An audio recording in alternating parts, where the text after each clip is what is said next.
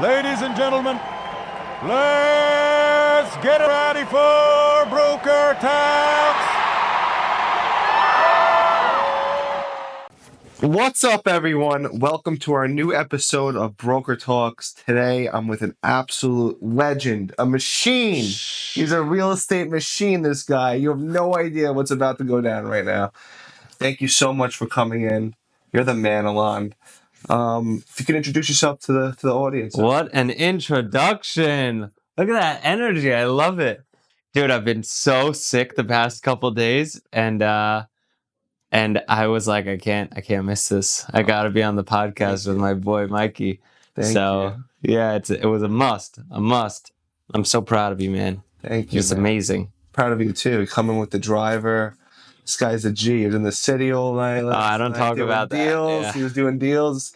And, he's... I really appreciate you coming here. And, I just want to introduce you to my audience and, our audience. And I would love for them to learn about who you are, what you've done, how you started in this business.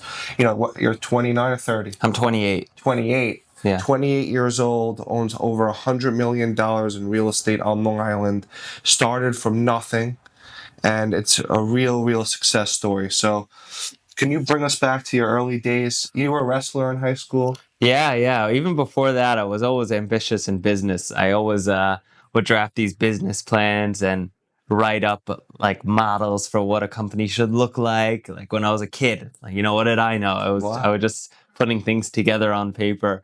The dream was to always be in banking and own banks one day. Have a finance arm. That's what I thought would be my primary business. Really? Yeah, since I was like 5 years old. Wow. I used to build out business plans for banks, and I would name them like funny things like Chill Bank, and chills, and it would be like icicles coming off of the logo. And then I'd write up like, oh, we'd lend like this, and this would be our special buckets of lending, and we'd get deposits. And I was a kid, Yeah, it makes sense. Yeah. And it was just passion, pure passion for business. Then I learned the merchant style of business, the trading of buying and selling products. My parents had a furniture store. And I learned a ton about business through the furniture store. You worked there as a kid? I worked there for years. Where was the store? Copeg. Okay. Long Island. Okay. I worked in that store for a long time, from unloading trucks and containers, organizing the warehouse, the labor side, and then selling furniture. So dealing directly with customers. That probably taught you so much, right? It was incredible. MBA. Yeah. It was the best. I mean, I learned the ins and outs of small business, the difficulties of retail. Retail was brutal. And it allowed me to spend time with my parents, because my parents were completely absentee during my childhood, which was almost a gift, because many people are very upset when their parents are absentee. But I knew they wanted to be there. They just didn't have the money, and they didn't have the wherewithal to be able to be there. So I was like, hey, if you can't be there, I'll be there. And we figured out this way for me to get a ride after school every day to my parents' store. And then I'd work with them when I was there, and they got free labor. And, how old were you when you were working there? Since I was 12. Oh, wow. So 12 and then through high school? From 12 to, I would say, around 20 years old, I was going to that store almost every day. Wow. I started an e-commerce business when I was 12, because I was like, hey, I want to make some money too. Mom and dad, I help them out, whatever they need, but I want to make a couple dollars. And nobody knew how old I was behind a screen. So I would go on eBay and Etsy, and I'd make my own stores before drop shipping was popular, before Shopify was a thing. I would just draft up an HTML website. Really? Yeah. And I'd sell furniture. And I did pretty well. I bought myself a car when I was 16. I spent money on, in Hebrew we say shtuyot, which is just games and bullshit. And what do you expect from kids? Yeah, I was a kid. You were making money. I was making money when I was 16. Yeah, it was awesome. I mean, you were, right? Most people were like, oh, I worked at a pizza shop. I was working, but not an entrepreneur like that. Yeah, this was completely entrepreneurial, and I loved it. I used to bring in furniture from California, from India, from Indonesia. Not much. It would be like a $4,000 line of credit that was under my dad's name. for $12,000. Yeah, what a great time. That's awesome. Yeah, That's and awesome. he wasn't aware of everything. It was so funny, and I would pay it back all the time. And one day a bill came in, and he's like, Rachel, this is my mom's name. What is this? And she's like, I don't know. And he's like, did you open a credit card under my name? I don't do credit cards. My dad's old fashioned. He's like an all cat, All cash, pay everything yeah, off. no credit cards. No credit. And I did, and he was like so proud of me. He was so proud of Wow. me. He wanted to help me with everything. My parents helped me. They were always I there can for see. me. Look at their relationship. Yeah, they're my best friends. I mean, that's in life. Everything when you're that close with your family, right? Yeah, yeah. And it doesn't need to come in the form of money. It comes in the No. form of like love, appreciation, Appreciation. and work and help with work. So Yeah. I love that. I really respect. I love that. That's the best. yeah, It says a lot about somebody. they're the best, man. They're the best. Like I you thank work- God every day for them. Yeah. So I'm at this furniture store. I'm drop shipping furniture, and my niche became big, heavy furniture, like big sets. So I'd buy a set for like $4,000. It would be like these huge like chairs and living rooms, like all these things, and the primary market was Indians, Persians, like deep ethnical Middle Eastern or like So you're dealing with all these different people. yeah, yeah. Heavy negotiating Heavy people. negotiating. Yeah. Persians, Indians, Jewish, Italian. Yeah. Very challenging to please them. And it taught me so much. It was my MBA. So I would sell them this furniture. I'd make like $2,000 on a set. It was like 50% margins, but it was hard work. Yeah. I'd bring in a set. I'd take it apart, take off all the boxes. I'd inspect everything, repackage it, shrink wrap it, put it on a pallet, call FedEx, place the order. FedEx would come. Somebody would have to meet them at the warehouse, load the truck, ship it out. It was like a very manual process back then. So 16 years ago, 16 to 10 years ago. That was the Even spread. 10 years ago, you were doing this. Yeah. And then the margins got too slim. Wayfair, Overstock, Amazon started taking over. That's when Amazon. Yeah. Yeah. So you were so 10 years ago. You're 20, so 18. So you were just about done with high school, and Yeah. then you went to college, or what Yeah. high school did you go to? I went to Connecticut, Connecticut. Suffolk County. Okay. Yeah, we used to play you guys in sports sometimes. Yeah. Yeah, it was crazy. Crazy. A lot of fun. A lot of fun. You were an athlete, Yeah. a wrestler, right? I wrestled. I wrestled and I worked and I lifted weights nonstop. Every day, all day. It was a fun childhood. That's great. You know, and- Militant mindset. Yeah, exactly. My parents were my mom was in the Israeli army. My What? dad, Really? yeah, yeah, she was in the Gulf War. My dad is Israeli as well. He doesn't tell us about the army or his legacy in Israel. Doesn't talk about it. But it was a good home.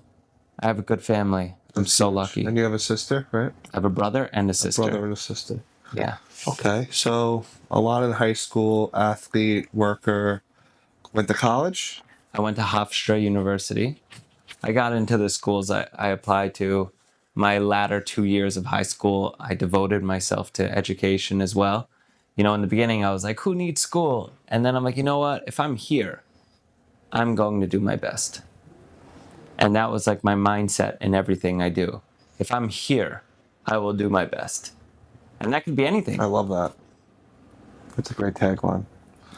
If you can find me to a studio apartment and I have nothing, zero, all over again, I'm here. I will do my best. Yeah, you'll figure it out. Yeah. Awesome. So you went to Hofstra. When did you get into real estate? Like, when did that start? So I got into all these schools, but the bills started coming in. And I sat down with my parents and I was like, look, I did all right. You know, I have some lines of credit, but I just can't pay for this. Like, it's just not possible. And they're like, we can't either. So I was like, all right, what's my backup? And my dream was always like NYU or go to an Ivy, like one of the Harvards. And I really wanted to go to Stanford. And I was like, I can't pay for this. So I went to Hofstra. And in Hofstra, I I got the scholarship, which was really nice. Wow. So it didn't cost much, very affordable. I got a 1 bedroom. I rented a room in Levittown, then Hempstead, then Belmore with some roommates. And during that cycle, that was a lot of fun, that cycle in my life as well. I started a sports apparel line that went up and down pretty fast. I started a couple tech ventures, which went up and down very fast. A staring contest app. Really? Yeah. A geofencing. You're very creative. So, yeah, thanks. Not all my ideas, but I like to bring them to life. But I didn't have money. It was just awesome. Yeah, you were just trial and error, right? Yeah. Yeah, just trial and error. You're doing this in Hofstra, all these things. I'm doing this at Hofstra. Things are going up and down, but the money that I made through e-commerce, I would always bounce back to digital media, e-commerce, make a couple dollars, carry me over to the next venture.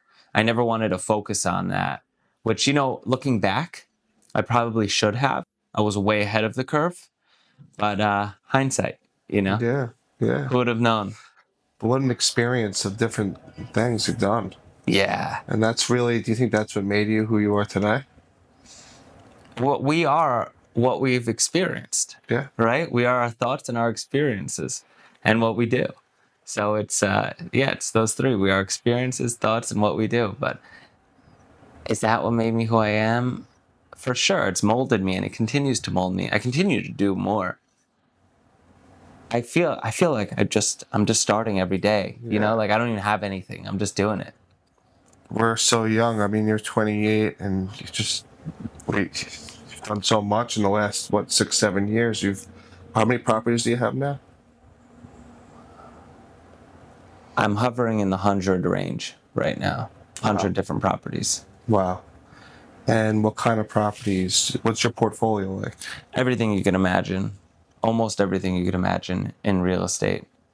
From houses to office buildings, ground up hotels, mixed use, industrial buildings, shopping centers, the whole nine. All on Long Island.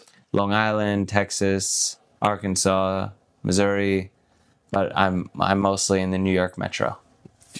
Arkansas, Missouri, Texas. Those markets you like those markets? I mean, obviously, since you own them there, I mean, what's the pros and cons of going there versus here? They're okay. I prefer being in New York metro now because scale changes things. It's so funny how scale changes everything. Because one day you wake up and you say, this market's great, that market's great, I want to do more there or there. And the next day you wake up and you're like, there's no chance we can handle all of this.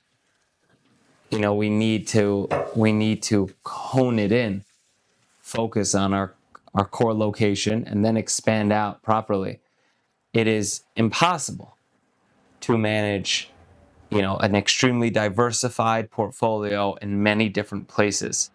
I'm talking crossing state lines, with staying lean on a nimble team and self-managing. It's impossible. Because you're one person, right? Yeah, well, I have 30 people. Yeah, you have a team, but I'm just saying, as the CEO of the company, it's good to stay in a local market and then expand, right? Yeah, there's nothing wrong with it too, because you could build a $10 billion business or more in Long Island alone. Oh, forget about it. So much population here. It's dense, not city dense, but it's still dense. There's endless product. So you don't need to go to Texas because it's a good market. Your backyard is a great market. Actually, Sal, we talked about Sal before. Yeah. I love Sal. He's a beast. Great guy. He hit me with a comment like 3 years ago when I was buying. I have like 500 units in out of state, Texas, Arkansas.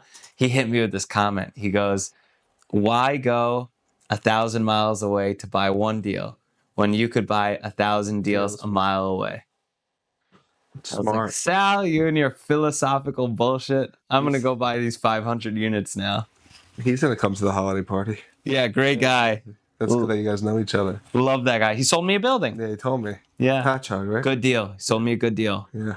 And he told me it was a good deal. He was a man of his word. I was a man of my word. And ever since, we've been good friends. That's awesome. So one thing I want to talk about on the podcast, we need to talk about in person. I'm interested in a business that is in the industrial real estate space. So, pickleball, obviously, right? Mm-hmm. Have you seen a lot of those businesses pop up, the pickleball businesses? Yeah, the pickleball industry is clearly popping off. It's growing at this like crazy pace. You know, the concern is that it's a fad. I like pickleball. It's a lot of fun, but I had like an 8-month cycle. I played for 8 months very actively every single day. And then I haven't played since. Really? That was a year ago. I haven't played one game of pickleball in a year. It's like ping pong kind of, right? Yep, very similar, in my opinion. Now, do I think it's going to go away? Probably not. It's great.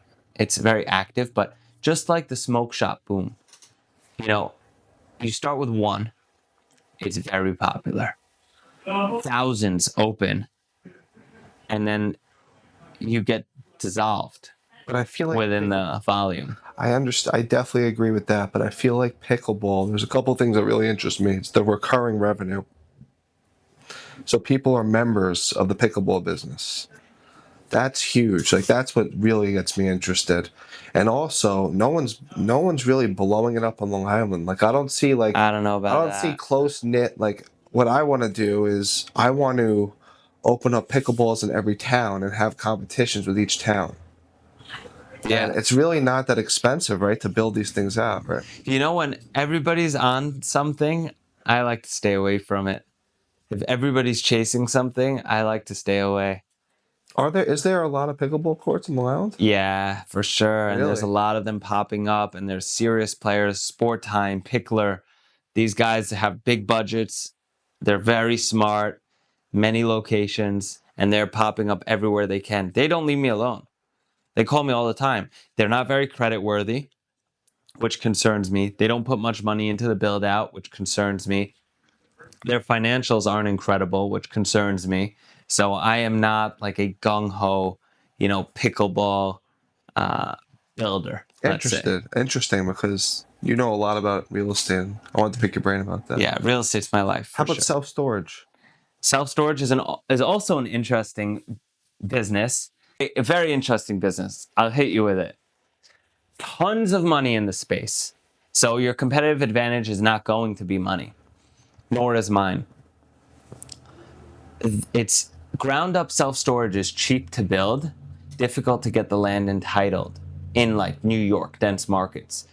If you can build it, you have to be able to withstand the holding costs and the ramp up, because it's going to take you 3 years to basically occupy that building. Mm-hmm. So it's slow to get it ramped up. The best, model to go into self-storage is to buy an existing facility and expand on it if you can, or to go into like the boroughs or a very dense market where you can guarantee, lots of occupancy. Long Island self-storage is something I'd be very cautious of because the boom already happened. And if you can't get it at a steal, existing bricks, you should probably stay away. Okay, good information. Yeah, that's what I'm doing. I like the recurring revenue side of that too, though, that business. Yeah, of course. Yeah, But that's real huge. estate. Yeah, and then you just gotta find good deals. How about the marina business? I am not too well versed in the marina business, but I think that's coming up now as like the next big thing. There were some early onsetters. Marinas have recurring revenue. There's more facets to a marina business, like the boat repairs, the boat storage, in the water, out of the water, winterization, all that jazz. I don't know too much about that business because I don't know the general like maintenance, like dredging out the muck or whatever, all Yeah. that jazz. It's not my world. I'm not too well versed in it. How often you have to switch the piles, like all these things. How many people you need on salary to really have a well functioning marina. I don't know those moving parts, but I have looked at marinas in the past, and I would buy a marina. Yeah, it's we're getting a lot of marinas for sale right now, so I want to bring a couple to you. Yeah, I got love a to good look at one them. for $6 million, and cash flow is $900,000 a year. Net net, so it's a 15 cap. Yeah, you see, that's very interesting. And then the seller will seller finance 50% of the business. We'll talk about it off the. So we got deals to podcast. talk about. Yeah, I need to know where I it like is. I like to bring deals up a little bit because people get excited. Awesome. But, you always get my deels first. So. I love you, man. You're the man. Appreciate that. Let's keep going with these. I like these. Yeah. So about the types of real marinas, estate. Self-storage, pickleball businesses, all little different businesses. Keep going. Hit me with another one. I actually learned the car wash one from you. My almost all my knowledge in car washes has come from you teaching me the car wash business and the real estate side of it. It's such a good industry because of recurring revenue. And a lot of these baby boomers that own them on Long Island, they don't have the recurring revenue. So when it rains, they're closed. When other car washes that have recurring revenue, during the rain, they get the hits every month. So they're always open. So that's an extra value add that I build into these businesses. Plus, a lot of the baby boomers, they're not innovating. They're not on social media. They don't have systems. They don't have SOPs. They don't empower their managers. They're very old school. They like to just put as much cash in their pocket, and they're not thinking big. They're not putting everything on the books. So when they sell, they're going to get a 10 to 15 times multiple. So there's just so much opportunity. And that's why I'm going after this heavy right now. Yeah.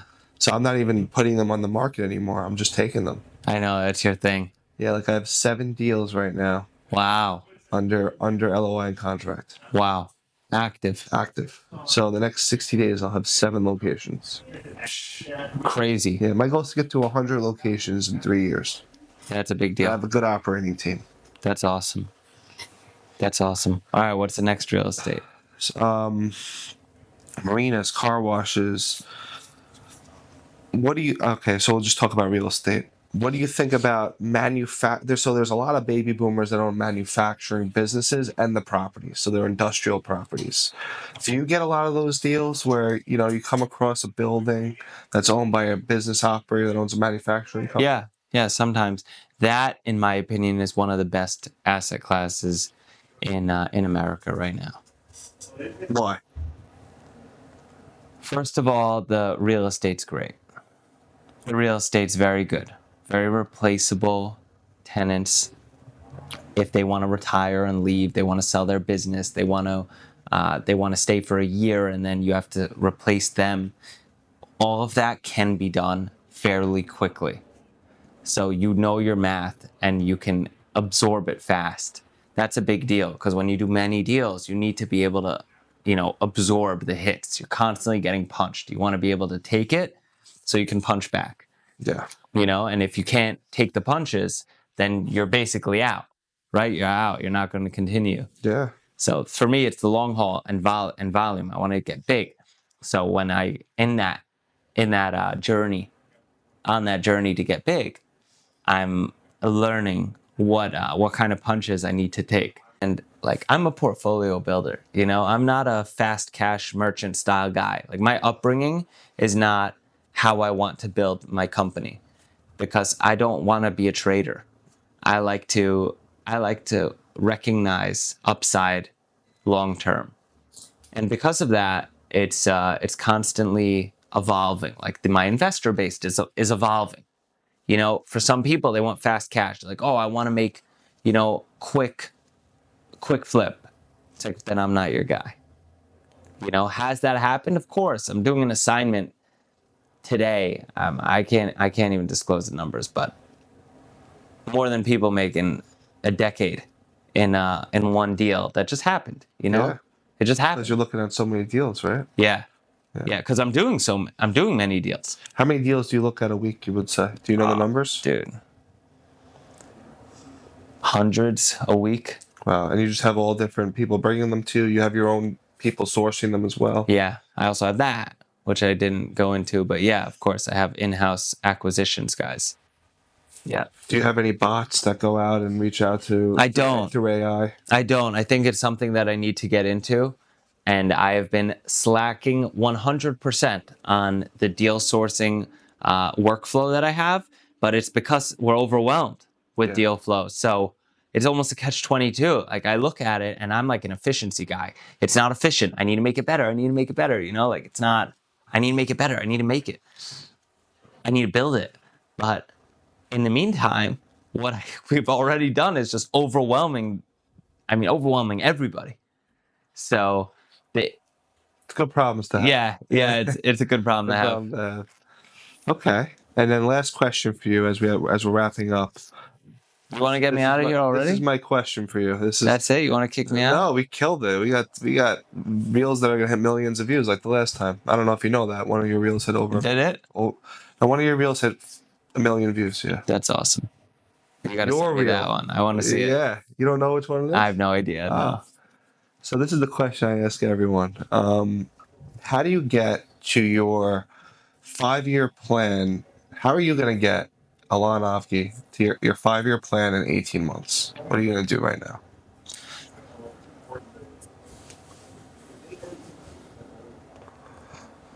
How am I going to get to my 5-year plan in 18 months? Have you ever seen the mason jar? The mason jar example? The mason jar theory? Yes. I'm going to put together a mason jar, and to get to my goals in 18 months, I'm going to focus on the things that fill that mason jar the fastest and are the most dense. So I'm going to start with my rocks, fill it up with big rocks. That's going to be the next 18 months. As it gets filled with the rocks, I'll move on to the pebbles to close out the smaller gaps. Next, I'll fill it with sand. And in 5 years from now, I'll tip it off with water. But right now, I'm focusing on my rocks. Love it. Great analogy. Thanks, man. I love it, man.